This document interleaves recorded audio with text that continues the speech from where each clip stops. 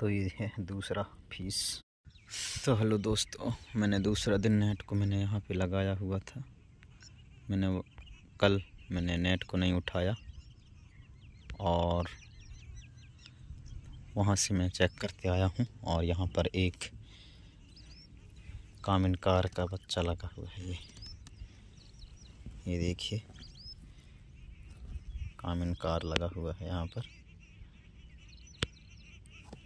चलो मैं इसको निकाल लेता हूँ।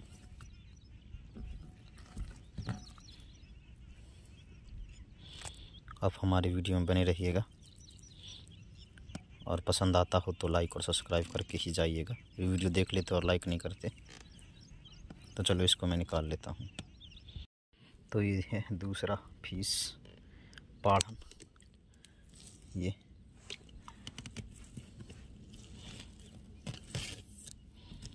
ये देखिए,